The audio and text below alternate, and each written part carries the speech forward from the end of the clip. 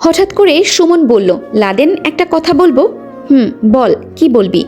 না মানে আমি বলতে চাইছি, তুই কি তোর জীবনে কারো প্রেমে পড়েছিলি? সুমনের কথা শুনে আমার রাগ মাথায় উঠে গেছে। শালা আমার সম্পর্কে সব কিছু জানে, এরপরেও এসব প্রশ্ন করছে। হঠাৎ করে গাড়ির চাকা বাহিরে কোনো কিছুর সাথে লাগার কারণে রিয়া আমার উপরে এসে পড়ল। কি যে একটা বিপদে পড়লাম, না পারছি কিছু বলতে, না পারছি কিছু করতে। রিয়ার দিকে একবার চোখ গরম করে তাকাতেই রিয়া ভয়ে চুপচাপ হয়ে বসে পড়ল। সুমন আমাকে আবার প্রশ্ন করলো, লাদেন আমি কি বলেছি? আমার প্রশ্নের উত্তরটা দিবি না? দেখ সুমন, মেজাজ এমনি অনেক গরম হয়ে আছে, এর ভেতরে আমাকে আর রাগান্বিত করবি না। আর তুই কি এখন আমার সাথে মজা করছিস? আপু আমার দিকে তাকিয়ে বলল, ঠান্ডা খাবি? এনে দিব কি? আমি কিছু বলার আগে রিয়া বলে দিল, শুধু ঠান্ডা খেলে কি হবে?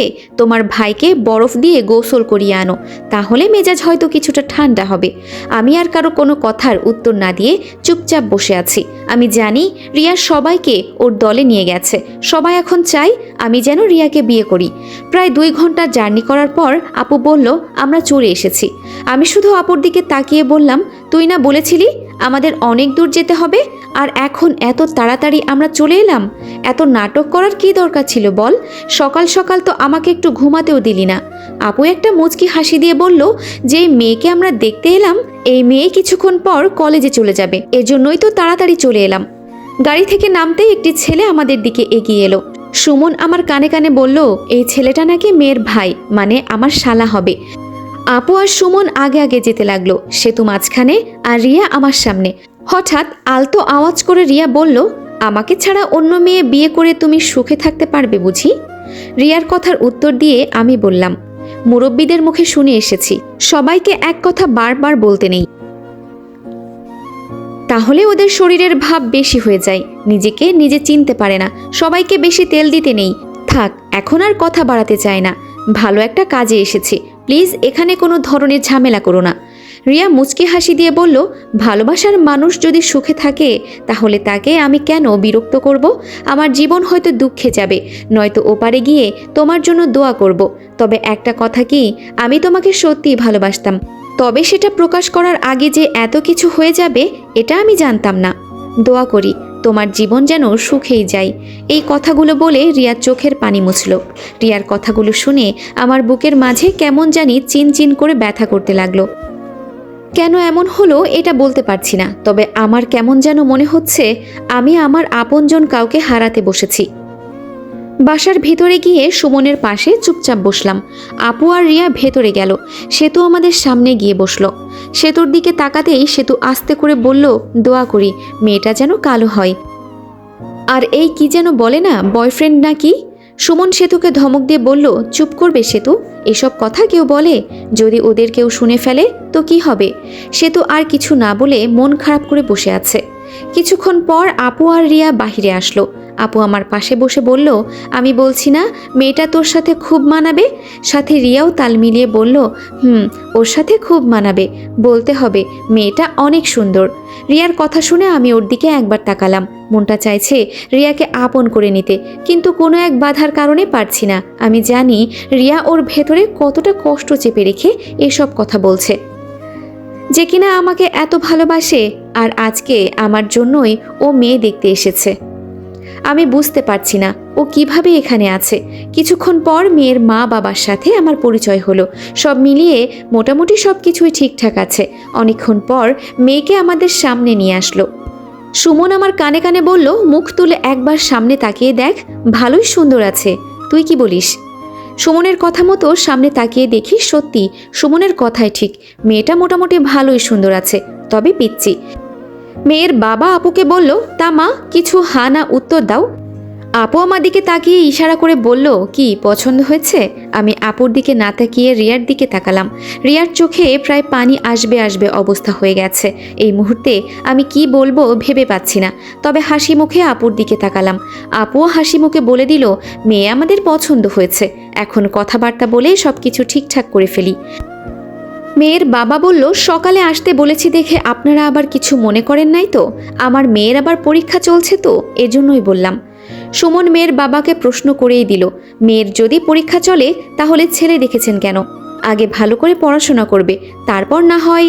মেয়ের বাবা হাসি দিয়ে বলল, আমিও এটাই চাইতাম, আমার মেয়ে আগে পড়াশোনা করবে, তারপর বিয়ের চিন্তা করবে, কিন্তু আমার মা মৃত্যুর পথযাত্রী, ওনার একটা আবদার, যাওয়ার আগে আর কি নাতিন। সুমন মেয়ের বাবাকে থামিয়ে বলল, বুঝেছি আঙ্কেল, আর বলতে হবে না, এখন কিভাবে কি, আর আপনাদের মত কি? মেয়ের বাবা বলল, আমার মায়ের কখন যে কি হয়ে যায় এর কোনো ঠিক ঠিকানা নেই, এজন্য আমি চাইছি আগামী শুক্রবারে বিয়ের কাজটা শেষ করে ফেলতে, আমার মা মরার আগে তার ইচ্ছেটা পূরণ করে ফেলি। আমার মেয়ে আজকে পরীক্ষা দিলেই শেষ, এখন আপনাদের মত। আমি তো চোখ বড় করে আপুর দিকে তাকালাম। রিয়া হঠাৎ কণ্ঠস্বর নিচু করে বলল, সুমন ভাইয়া, আমি ভেতরে আছি, যদি কোনো দরকার লাগে আমাকে বলবেন, কেমন? আপু আমার দিকে তাকিয়ে একটা হাসি দিল। মনে মনে বললাম, আজকে কি নিজের বিপদ নিজেই ডেকে আনছি নাকি? আমাকে কোনো কিছু জিজ্ঞাসা না করে সুমন উত্তর দিল, আলহামদুলিল্লাহ, আমরাও রাজি আছি। আমার বন্ধু এমনিই চাকরি করে, কয়েকদিন ছুটি নিয়ে এসেছে, আর এই সুযোগে কাজটা সেরে ফেললে ভালো হবে, কি বলেন? মেয়ের বাবাও হাসি মুখে বলল, তাহলে এই কথাই রইল, আমার মেয়ে হয়তো কিছুক্ষণ পর পরীক্ষা দিতে চলে যাবে, তা তোমরা কি কেউ আমার মেয়ের সাথে আলাদা করে কথা বলতে চাও? আপু শুধু বলল, মেয়ে রাজি থাকলেই হবে, কথা বললে আর কি হবে। এভাবে এসব কথা বলতে বলতে অনেকটাই সময় চলে গেল। খাওয়া দাওয়া করে বাসার উদ্দেশ্যে সবাই রওনা দেব বলে বাসা থেকে বের হলাম। তবে আমি শুধু বারবার রিয়ার দিকে তাকিয়ে দেখছি, রিয়া একটাও কথা বলে নাই, কেমন যেন চুপচাপ হয়ে গেছে। গাড়ির ভেতরে সেতুর পাশে গিয়ে রিয়া বসলো, আর আমি আপুর পাশে। সুমন সামনে বসে বলল, তা লাদেন, মেয়ে কি তোর পছন্দ হয়েছে, নাকি পরে আবার আমাদের বকা দিবি? আমি হাসি মুখে বললাম, পছন্দ না হবার কি কারণ আছে, তবে মেয়েটা কেমন যেন পিচ্ছি পিচ্ছি। আপু খুশি হয়ে উত্তর দিল, তাহলে আমরা কি বলে দিব মেয়ে আমাদের পছন্দ হয় নাই, মেয়ে এখনও পিচ্ছি আছে? আমি আপুর দিকে ভালো করে একবার তাকিয়ে বললাম, আমি কি কখনো এই কথা বলেছি? সে তো হঠাৎ করে বলে উঠল, আমাদের আগামীকাল যেতে হবে, এখানে থাকলে আপুর কোনো কিছু হয়ে যেতে পারে, তাই আমি আপুকে নিয়ে চলে যাব। রিয়া সেতুকে ধমক দিয়ে বলল, আমি তোকে বলেছি কিছু বলতে, চুপচাপ বসে থাকতে পারিস না? এই পর্যন্ত বলে রিয়াও চুপ হয়ে গেল। আমি এখন সত্যি বুঝতে পারছি না আমি কি করব। অনেকক্ষণ জার্নি করার পর বাসার সামনে গিয়ে নামলাম। বাসার ভেতরে না গিয়ে বললাম, সুমন, আমাকে এখন এক জায়গায় যেতে হবে, কিছু মনে করিস না। সুমন আমার দিকে তাকিয়ে বলল, হঠাৎ করে তুই আবার কোথায় যাবি? আর আমার জানা মতে তোর তো এমন কোনো দরকার নেই যে তোর কোথাও যেতে হবে। আপু আমার কাছে এসে বলল, ভাইয়া, মাত্র না তোমার বিয়ের সব কিছু ঠিকঠাক করে এলাম, এখন আবার কোথায় যেতে চাইছো? আপু, এমার্জেন্সি একটা দরকার পড়ে গেছে, হঠাৎ, কিছু মনে করো না, আমি যাব আর আসব। পাশ থেকে সুমন বলল, তুই যাবি, কোনো সমস্যা নেই, তবে তোর সাথে রিয়াও যাবে।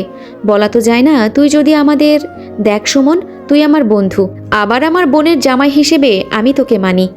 আমি কি তোর সাথে মিথ্যে কথা বলবো বল? আচ্ছা ঠিক আছে, যা, সমস্যা নেই, তবে আজকেই চলে আসবি।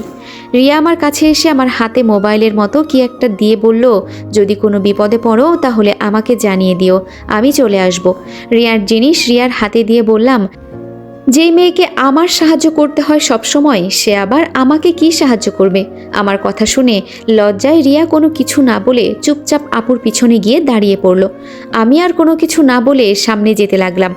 তবে শেষে রিয়াকে আমার এসব কথা বলা ঠিক হয় নাই। নিরিবিলি একটা জায়গায় গিয়ে ডানা মেলে শূন্যে উড়াল দিলাম। মাঝে মাঝে একটা বিষয় চিন্তা করলে খুব ভালো লাগে। আগে ছিলাম কি আর এখন হয়েছি কি, হ্যাঁ, চিন্তা করা যায়?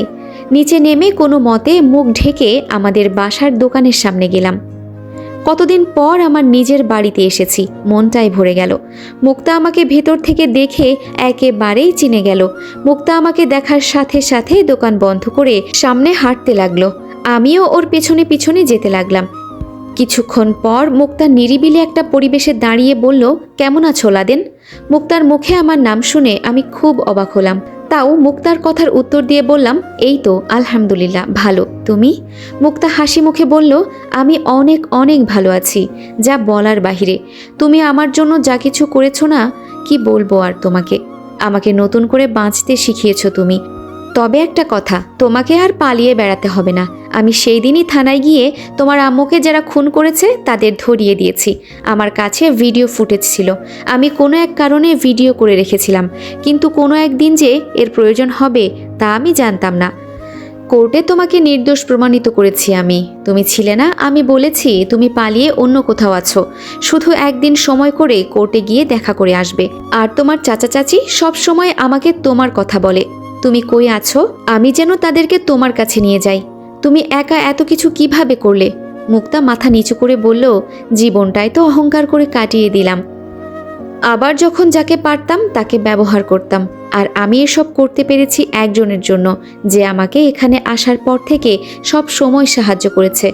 সেই ছেলেটি হলো রাসেল। আমি হাসতে হাসতে বললাম, তাহলে শেষমেশ ভালোই হয়ে গেলে। তার টাকা পয়সা? মুক্তা আমাকে থামিয়ে দিয়ে বলল, দোকান দেখিয়ে ব্যাংক থেকে লোন নিয়েছি। সব কিছু বুঝলাম। আচ্ছা, সমস্যা নেই, আমি কয়েকদিন পর আসছি, চিন্তা করো না। আর মায়া আর আমার সৎ বাবা কি করতো?